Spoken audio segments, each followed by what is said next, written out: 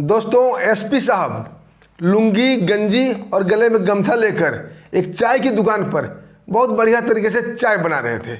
उनके मातहत सादे कपड़े में चारों तरफ फैले हुए थे। कुछ तो उसी चाय दुकान में बैठकर चाय की चुस्कियाँ भी ले रहे थे। तभी विशाल नाम का एक आदमी आता है और एसपी साहब को बोलता है चाय पिलाना। एसपी साहब उसे एक कप चाय छान कर दे देते हैं। वो चाय पीने लगता है। उसी वक्त बुलेट गाड़ी से एक इंस्पेक्टर साहब वर्दी में ही आते हैं वहाँ पे। इंस्पेक्टर साहब को देखकर वो विशाल उन्हें प्रणाम करता है और बोलता है साहब चाय पी लो, यहाँ की चाय बहुत अच्छी है। लेकिन इंस्पेक्टर जल्दी होने का बहाना करके चाय नहीं पीता है। तभी विशाल अपने पैकेट से एक लिफाफा निकालता है और इंस्पेक्टर साहब को पकड़ा देता है। इंस्पेक्टर साहब लिफाफा पैकेट में डालते हैं जिसके अंदर 50,000 रुपया था और जाने के लिए जैसे ही मुड़ते हैं कि वो चाय वाला इंस्पेक्टर साहब का हाथ पकड़ लेता है, बोलता है कहाँ चले साहब, चाय तो पी के जाओ। अब दोस्तों जैसे ही वो इंस्पेक्टर को पता चलता है कि वो चाय वाला कोई और नहीं, वो सिटी एसपी हैं। दोस्तों इंस्पेक्टर के पहले थोड़े जमीन खिसक जाती है। अब उस इंस्पेक्टर के साथ आगे क्या होता है, आखिर वो विशाल कौन था जिन्होंने उन्हें पैसा दिया था, आखिर एसपी साहब चाय वाले के भेष बनाकर उसका इंतजार क्यों कर रहे थे। आइए दोस्तों पूरी कहानी जानते हैं विस्तार से। कहानी शुरू करने से पहले दोस्तों आप लोग का दिल से बहुत बहुत धन्यवाद। आप लोग काफ़ी मात्रा में वीडियो को लाइक करते हैं, चैनल को सब्सक्राइब करते हैं। दोस्तों अपना प्यार और आशीर्वाद हमारे ऊपर ऐसे ही बनाए रखिएगा। हम आपके भाई, आपके दोस्त हैं, आप हमारे यूट्यूब फैमिली के सदस्य हैं। आइए दोस्तों चलते हैं कहानी की ओर। दोस्तों एक कहानी की शुरुआत बिहार के कटिहार जिले से शुरू होती है। कटिहार में एक नौगछिया नामक एक जगह है। वहाँ एक आदमी थे जिसका नाम था विशाल पांडे। वो आर्मी में नौकरी करते थे। दोस्तों 24 साल आर्मी में अपनी सेवा देने के बाद वो रिटायरमेंट हो जाते हैं। रिटायरमेंट होने के बाद वो अपने गांव नौगछिया आ जाते हैं। पहले तो उन्हें 1 महीना बहुत अच्छा लगता है, खूब घूमते हैं, खूब फिरते हैं, हर रिलेटिव के यहाँ जाते हैं, घूमते फिरते हैं, मौज मस्ती करते हैं। लेकिन दोस्तों 1 महीना के बाद वो बोर होने लगते हैं कि अब करें क्या। उनके घर वाले उन्हें समझाते हैं कि विशाल अभी तुम्हारी उम्र कुछ नहीं हुई है, नए हो, अभी तुम कोई नौकरी कर सकते हो।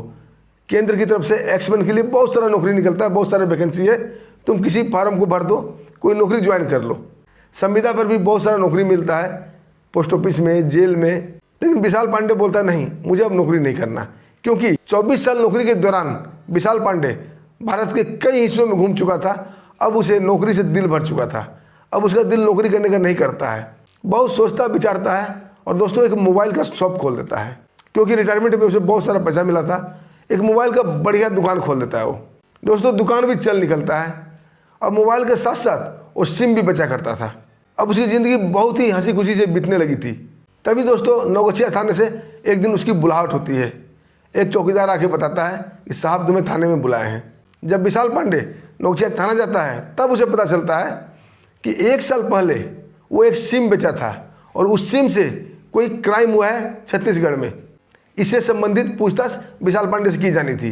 पुलिस वाले जो थाना के एसआई थे उनसे सारा कुछ पूछते हैं, लेकिन किसी भी तरह का कोई भी अनैतिक बात का पता नहीं चलता है और उसे छोड़ देते हैं। विशाल पांडे अपना शॉप में वापस आ जाता है।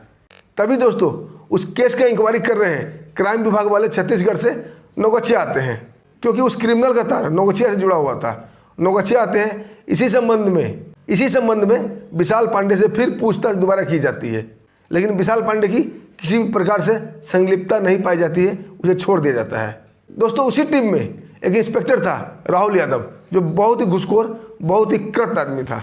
जैसे ही विशाल पांडे जाने लगता है वो इंस्पेक्टर उसे रोकता है और उसका नंबर ले लेता है, मोबाइल नंबर। और 1 घंटे बाद दोस्तों वो इंस्पेक्टर विशाल पांडे से बात करता है और बोलता है कि विशाल जिस सिम से क्राइम हुआ है उसका लोकेशन छत्तीसगढ़ में है। हो सकता है कि तुम्हें भी पूछताछ के लिए छत्तीसगढ़ बुलाया जाएगा, और एक बार नहीं कई बार बुलाया जाएगा। हो सकता है तुम्हारी कोई संलिप्तता पाई गई तो तुम्हें सजा भी हो सकती है। दोस्तों विशाल फौजी आदमी था, साफ सुथरा आदमी था। बोलता है इंस्पेक्टर साहब हमारा तो काम ही है सिम बेचना, मोबाइल बेचना। अब अपराधी क्या करता है उस सिम से, उसमें मैं क्या कर सकता हूँ। फिर वो इंस्पेक्टर विकास का लोकेशन पूछता है और उसे मिलने की इच्छा जाहिर करता है। विशाल अपना शॉप का एड्रेस बता देता है। थोड़ी ही देर बाद बुलेट से इंस्पेक्टर उसके शॉप पर पहुँच जाता है। वहाँ जाकर दोस्तों कई तरह से वो विशाल को धमकी देता है, डराता है और डराने की कोशिश करता है कि तुम्हें पूछताछ के लिए छत्तीसगढ़ ले जाया जाएगा, वहाँ तुम्हें सजा भी हो सकती है। ये सब विशाल जब पूछता है कि साहब इससे कोई बचने का उपाय है, वो बोलता हाँ है, अगर तुम 50,000 रुपये की व्यवस्था कर दो तो तुम्हारा नाम इस लिस्ट से काट देंगे, तुम्हें दोबारा पूछताछ के लिए नहीं बुलाया जाएगा। दोस्तों विशाल फौजी आदमी था। घूस लेना और घूस देना नहीं जानता था। उसने पूरी ज़िंदगी ईमानदारी से नौकरी की थी। वो 50,000 रुपया नहीं देना चाहता था, लेकिन उसके दिल में एक डर भी था कि इंस्पेक्टर उसे फंसा देगा, छत्तीसगढ़ बुलाएगा, बार बार पूछताछ के लिए उसे परेशान करेगा, उसका दुकान बंद हो जाएगा। इस वजह से वो इंस्पेक्टर साहब को बोलता है, साहब हमें कुछ मोहलत दो सोचने का, फिर आपको हम बताते हैं क्या करना है, कैसे करना है। इंस्पेक्टर बोलता है, ठीक है, आज भर तुम्हारे पास टाइम है, शाम को हमें बता देना क्या करना नहीं करना है। या तो पूछताछ के लिए तुम छत्तीसगढ़ चलने के लिए तैयार हो जाना, या तो 50,000 रुपये दे देना। विशाल बोलता है, ठीक है साहब। अब दोस्तों विशाल अपना दुकान बंद करता है, बाइक उठाता है और सीधा जाता है कटिहार सिटी एसपी के पास। वहाँ के सिटी एसपी संजय भार्गव साहब बहुत ही ऑनेस्ट, बहुत ही ईमानदार अफसर थे। एसपी साहब को ऑफिस के सामने जो रनर खड़ा होते हैं उसे विशाल जाकर बोलता है, हमें साहब से मिलना है। और रनर जाकर बताता है साहब को कि साहब एक एक्समैन आया है, आपसे मिलना चाहता है। एसपी साहब उसे इज्जत से बुलाते हैं, अंदर जाता है, बोलता है, जय हिंद साहब। एसपी साहब उसे बैठने की इशारा करते हैं, विशाल बैठ जाता है। एसपी साहब बोलते हैं, हाँ जी कहिए, क्या हेल्प किया जा सकता है। विशाल पांडे बताता है कि साहब ऐसी ऐसी बात है, मैं 24 साल सेना में नौकरी करके आया हूँ, उसके बाद मैं एक मोबाइल की दुकान खोल दिया हूँ, वहाँ सिम बेचता हूँ। एक टीम मुझसे पूछताछ करने के लिए आई थी कि तुम्हारे बेचे गए सिम से क्राइम हुआ है, लेकिन उन्होंने मुझे निर्दोष साबित कर दिया। दोबारा एक टीम आई छत्तीसगढ़ से, उसमें एक इंस्पेक्टर है जो बहुत ही करप्ट है, वो मुझे धमकी दे रहा है कि तुम्हें पूछताछ के लिए छत्तीसगढ़ ले जाऊंगा, नहीं तो 50,000 रुपया तुम्हें देने पड़ेंगे। साहब मैं ईमानदार आदमी हूँ, घूस लेना देना मैं नहीं जानता हूँ, इसलिए मैं आपके पास आ गया। एसपी साहब बहुत खुश होते हैं, बोलते हैं, विशाल तुमने सही किया है। आगे विशाल बताता है कि साहब उसने मुझे शाम तक का टाइम दिया है, बोला शाम तक 50,000 रुपया दे देना, नहीं तो तुम्हें छत्तीसगढ़ ले जाऊँगा। एसपी साहब बोलते हैं, ठीक है, तुम मुझे फ़ोन करके बोल दो कि शाम के वक्त हम तुम्हें पैसा दे देंगे। और एक लोकेशन देते हैं जो कि नवगछिया रेलवे स्टेशन के सामने एक चाय की दुकान की थी। विशाल अपना मोबाइल निकालता है और एसपी साहब के सामने ही वो इंस्पेक्टर से बात करता है लाउड स्पीकर पे। बोलता है, साहब शाम को आप 4 बजे आ जाइएगा, रेलवे स्टेशन के सामने जो चाय की दुकान है हम आपको वहीं मिलेंगे। लिफाफा में पैसा रहेगा 50,000 रुपया, आप चुपचाप आना और लिफाफा लेके चला जाना। दोनों में बात तय हो जाती है। अब दोस्तों 3:30 बजे एसपी साहब लुंगी गंजी और गमछी पहनकर अपने 4-5 मातहत को लेकर और नवगछिया थाना के एसआई को भी ले लेते हैं, वहाँ के पुलिस बल को भी ले लेते हैं, जो कि सब सादी वर्दी में थे और दुकान के आसपास सादी वर्दी में छिप जाते हैं। और सबका निगाह था चाय के दुकान के ऊपर। और एसपी साहब लुंगी गंजी में चाय बनाने लगते हैं। जिसका चाय का दुकान था उसे थोड़ी देर के लिए वहाँ से हटा दिया जाता है और वो एसपी साहब खुद चाय बनाने लगते हैं। अब 1-2 कस्टमर आ रहे थे, चाय पी रहे थे। तभी दोस्तों विशाल आता है, वो भी चाय लेता है और चाय पीने लगता है। दोस्तों एकदम मामला बिल्कुल ओरिजिनल लग रहा था, जैसे चाय की दुकान में चाय वाला चाय बेच रहा था, एसपी साहब वैसे ही चाय बेच रहे थे। तभी दोस्तों विशाल चाय पीते पीते एसपी साहब को आंखों से इशारा करता है। जैसे ही एसपी साहब सामने देखते हैं, वहाँ से एक बुलेट गाड़ी पर एक इंस्पेक्टर आ रहा था। वो चाय की दुकान पर आते ही बुलेट को पार्क करता है और विशाल के पास जाता है। विशाल साहब उसे प्रणाम करते हैं और बोलते हैं, साहब चाय पी लीजिए। इंस्पेक्टर बोलता है, नहीं मैं बहुत जल्दी में हूँ, मुझे कहीं जाना है। तभी विशाल पांडे अपना पैकेट से एक लिफाफा निकालता है जिसके अंदर 50,000 रुपया थे। वो इंस्पेक्टर साहब की तरफ बढ़ा देता है। वो इंस्पेक्टर भी उस लिफाफे को लेकर अपना पैकेट में डाल लेता है और वहाँ से जैसे ही जाने के लिए मुड़ने ही वाला था, तब तक वो चाय वाला उसका हाथ पकड़ लेता है। बोलता है, कहाँ चले साहब, चाय तो पी के जाओ, हम आपके लिए बहुत ही कड़क चाय बनाएंगे। दोस्तों वो इंस्पेक्टर झिड़कते हुए बोलता है, नहीं मुझे चाय नहीं पीनी। तभी दोस्तों एसपी साहब के मातहत जो थे और वो एसआई साहब जो थे, चारों तरफ जो सादी वर्दी में थे, वो सब एक घेरा बना लेते हैं।